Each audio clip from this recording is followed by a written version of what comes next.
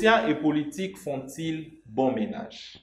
C'est autour de cette question que nous allons réfléchir avec ceux qui nous ont fait l'honneur d'être nos invités en séjour.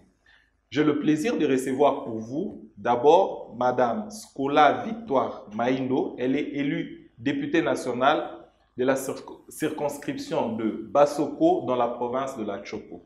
Sœur Scola Victorine, bonjour. Bonjour. Je reçois aussi pour vous l'honorable Josué Mofula. Le frère Josué est élu de la circonscription électorale de Goma. Il est aussi député national. Bonjour frère Josué. Bonjour frère Emmanuel. Alors c'est pour moi un plaisir déjà de vous recevoir dans ce beau cadre qui a été préparé par l'association Leadership 292 pour échanger autour de ces sujets qui fait parler, qui fait réfléchir. Est-ce qu'un chrétien peut faire de la politique? Est-ce que le chrétien fait bon ménage avec la politique? La première question que j'ai envie de vous poser en commençant, c'est vous qui êtes aujourd'hui actif en politique, est-ce que vous pensez que la foi chrétienne, être chrétien en politique, c'est quelque chose de difficile, de facile? Est-ce que vous vous sentez comme un poisson dans l'eau dans ce monde politique? Je vais commencer avec la sœur Scola Victorine. Merci beaucoup pour la parole. Je ne sais pas si je peux dire que je me sens comme un poisson dans l'eau, mais je peux dire que c'est relatif. Vraiment, on peut relativiser. Parce qu'il y a des moments où, effectivement, ça ne pose aucun problème, mais il y a aussi des moments où il faut faire un peu d'arbitrage pour voir qu'est-ce qui est bon, comment il faut le faire par rapport à la parole de Dieu, par rapport à certaines circonstances, par rapport au lieu. Et donc, comme je dis, vraiment, ce n'est pas fixe. C'est relatif, mais on peut le faire et je peux même recommander pour dire qu'on devrait le faire. On devrait le faire. Frère Josué, comme un poisson dans l'eau ou en terrain miné? De prime abord, je voudrais saluer votre initiative, parce que vous le savez, l'Église souvent prépare la relève sur le plan sacerdotal, tout en abandonnant d'autres jeunes qui évoluent dans d'autres domaines. En tout cas, coup de chapeau pour ce programme ou pour cet aspect. Alors, difficulté, oui, il faut le dire, parce que dans tout le domaine, il y a toujours parfois des difficultés, mais je me souviens de mon pasteur, paix à son âme, Vernon, qui nous invitait toujours à éviter la compromission. Et donc, la politique en soi, c'est un domaine, je dirais, comme tous les autres, où il y a des épreuves, bien entendu, mais Dieu nous a promis que nous ne serons pas tentés au-delà de nos forces. Et donc, dans un système démocratique comme le nôtre, par exemple, c'est la dialectique, c'est des contraires qui naissent de l'harmonie. Et donc, je crois que devant ce genre d'opposition, il faut en tout cas être préparé conséquemment, surtout quand on doit à la fois garder sa foi chrétienne et faire face à certaines difficultés, ne pas se compromettre. Ce n'est pas chose facile en tout cas, il faut le reconnaître, il faut en tout cas que le Saint-Esprit nous aide. Voilà. Que le Saint-Esprit nous aide, ce n'est pas chose facile. Comment vous vous sentez, je vais me retourner vers la sœur Scola Victorine, comment vous vous sentez dans ce monde? Je crois que vous vivez tous dans notre société et vous connaissez l'image que la politique renvoie à ceux qui sont dirigés, au petit peuple comme on l'appelle. Comment on arrive à maintenir un témoignage chrétien tout en étant actif dans le monde? Comment on porte cette identité, à la fois la casquette politique, vous particulièrement vous êtes pasteur et député national. Comment on arrive à porter ces deux casquettes et à garder l'équilibre?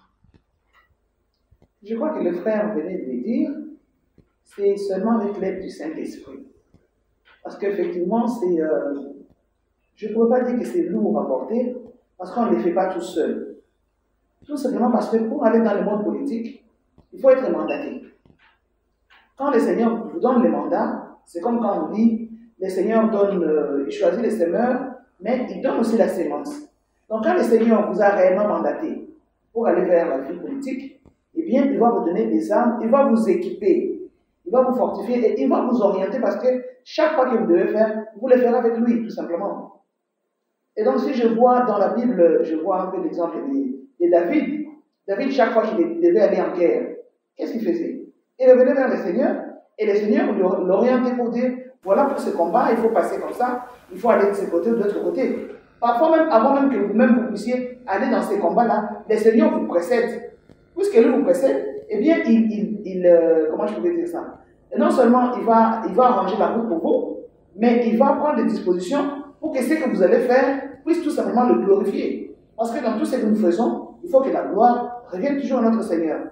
Et donc, moi, je me dis, c'est pas vraiment nous rapporter quand on est mandaté et qu'on sait qu'on est parti parce qu'on a une mission et on est avec le Seigneur. À vous entendre parler, j'ai l'impression finalement que vous arrivez à vous faire une place dans ce monde politique et à assumer votre identité.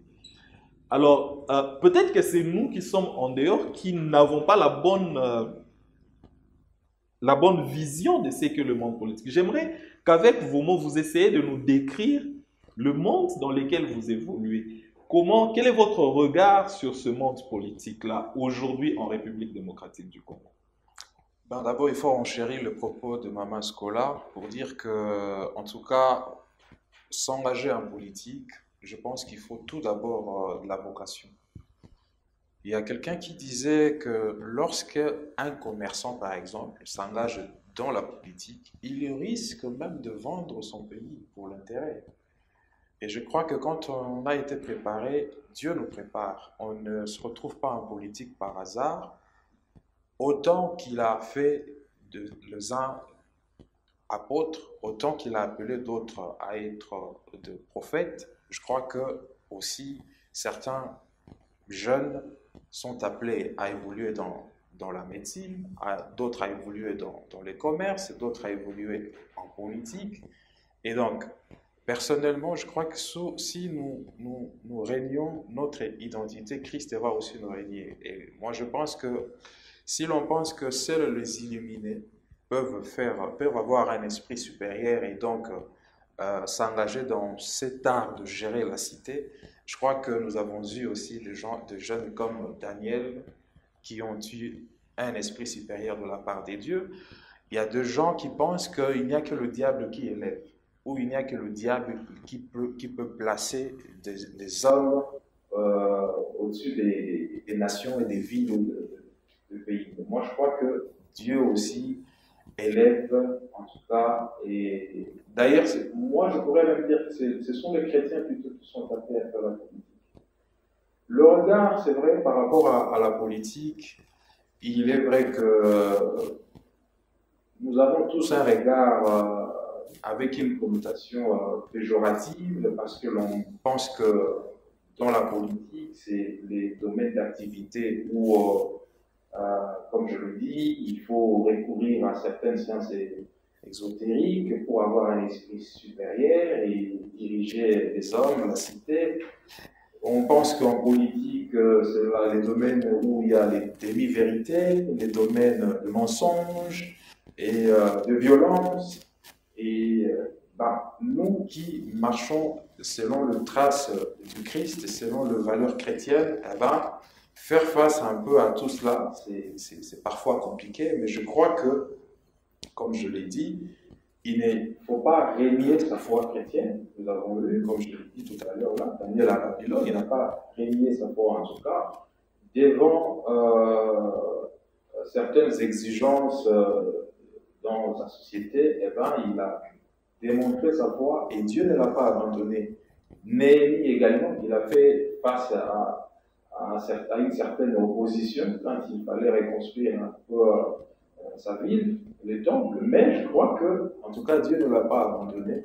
C'est vrai, la politique, c'est un fourre-tout, il y a tout, mais avec l'aide du Saint-Esprit, comme je l'ai dit et j'insiste, on arrive toujours à faire face à tout cela et garder sa foi chrétienne. Voilà. Oui, tout à l'heure, frère Josué, vous étiez en train de nous dire qu'il y a un regard que les gens portent sur le monde politique. Un regard qu'on connaît tous. Je ne vais pas répéter vos propos, je vais peut-être revenir sur ma question. Ce que je voudrais savoir, c'est vous qui êtes dedans, quel regard vous portez? Est-ce que nous qui regardons à distance, nous avons tort de penser ce que nous pensons du monde politique? Vous, vous êtes à l'intérieur, vous assumez votre foi, vous la portez. Est-ce que vous pensez que les gens se trompent en étant de l'intérieur? Comment vous vivez? Quel est véritablement le regard que vous portez de l'intérieur, un regard sincère, un tableau sincère que vous pouvez dresser de cet environnement, de ce monde politique? Oui, c'est comme je l'ai dit, hein, comparativement à d'autres domaines, c'est vrai qu'en politique, il y a tout, hein, il y a tout, il y a la supercherie, il y a les gens recourent à certains subterfuges comme les mensonges, et là, comme c'est l'intérêt qui compte, les gens se disent tous les moyens sont bons pourvu qu'on atteigne un objectif. Donc la fin justifie le moyen. Mais à mon humble avis, je pense que ce genre, par exemple, de confrontation avec le mal, parce que le monde évolue toujours avec la dualité. Quand on parle du bien, on voit le mal à côté. Quand on parle du ténèbre, on voit la lumière à côté. Et donc, moi, je pense que c'est aussi dans tous les autres domaines où se trouvent ce genre de tentations, en tout cas. Hein? Et on peut être médecin, il y en a qui recourent aussi à certaines pratiques ésotériques et tout. Mais je crois que ce que les gens pensent de la politique, en fait, ce n'est pas du tout faux. Et nous qui sommes vraiment dedans, il nous arrive de fois où vous vous retrouvez sur une corde raide et vous devez vous décider, soit vous trahissez votre foi ou vous devez subir certaines choses, la méfiance et autres. Mais en tout cas, il faut avoir cette force du Saint-Esprit pour faire face à tout cela. C'est vrai. Il y a beaucoup de choses qui se passent dans ce monde politique par rapport, surtout, tout tourne autour de l'intérêt. Parfois, il y a des gens qui sont prêts à tuer, qui sont prêts même à vendre une portion de leur pays, tout simplement pour l'intérêt, soit l'intérêt personnel, l'intérêt de leur cartel politique ou l'intérêt de leur parti politique, regroupement, et voilà. Donc, la trahison aussi, il y en a qui trahissent leur pays, qui sont en connivence avec les ennemis du pays, simplement pour l'intérêt. Et moi, je crois que cette Bible qui nous dit que le contentement, c'est déjà la source de la piété. En tout cas, quand on a ce genre de principe, on sait faire face à tout cela. On sait faire face à tout cela. Tout à l'heure, l'honorable Josué, lorsqu'il parlait, honorable Scola Victorine, il disait que tout est dual, et c'est vrai. J'ai envie de vous reposer la question que je lui ai posée autrement, en vous disant, c'est vrai que c'est dual, il y a les ténèbres, il y a la lumière, mais est-ce qu'il y a une petite lumière dans le ténèbre ou dans un petit ténèbre dans un amas de lumière? Je ne pourrais pas, merci pour la parole, je ne pourrais pas comparer pour dire une petite lumière ou peut-être un petit morceau de ténèbres, parce qu'on ne sait pas comparer, on ne sait pas mesurer, on ne sait pas mettre ça sur des balances. Mais c'est vrai ce qu'il a dit que, au moins je peux dire que c'est un secteur où à tout moment, on est sur la corde raide. Vraiment, il faut être très très attentif. Dans tous les domaines, il y a beaucoup de tentations, il y a beaucoup de trahison, et il y a toujours les ténèbres et la lumière. Il n'y a pas, on ne peut pas dire que c'est toujours gris, c'est toujours noir, ou que c'est toujours blanc, qu'il y a toujours les ténèbres, ou qu'il y a toujours la lumière. C'est pourquoi j'avais dit à un moment qu'il fallait toujours faire l'arbitrage. Mais ici, dès le départ, je reviens sur ce que j'avais dit. Si vous êtes mandaté, lui il a dit si vous avez... vous avez dit si vous avez la vocation. En fait, on ne peut pas aller faire la politique juste parce que ça vous est venu comme ça, vous avez rêvé. Non, non, non. C'est pas non plus parce que juste on a réfléchi. Vraiment, ça va être soit une passion, soit comme je l'ai dit, vous êtes mandaté. Vous avez été choisi pour ça. Alors quand on y va, il faut qu'on soit effectivement conscient, qu'on porte une énorme responsabilité vis-à-vis du Créateur, mais aussi vis-à-vis des humains, vis-à-vis du pays, vis-à-vis de son mandat. Et donc si on est conscient de ça, et on sait que là où on est en train de partir, il faut marcher sur la corde de raide, la moindre chose à faire, c'est de se confier au Seigneur. Moi, je dis chaque jour, en ce qui concerne l'obscurité, il n'y a pas de prière à faire contre l'obscurité. Il n'y a pas d'arme contre l'obscurité plus que la lumière. Il peut faire sombre de n'importe quelle manière. Quand vous venez avec la lumière, eh bien l'obscurité va tout simplement disparaître. La chose la plus difficile dans le monde politique, d'après moi, c'est le fait qu'on peut bien décider ce qu'on veut, mais on n'est pas seul. Parce qu'on est dans les partis politiques, on est dans les regroupements politiques. Donc maintenant, il faut trouver l'équilibre à ce niveau-là. Mais si on reste, comment on reste? On peut rester dans ce que le Seigneur vous a demandé de faire quand vous restez droit dans vos bottes, comme nous disons.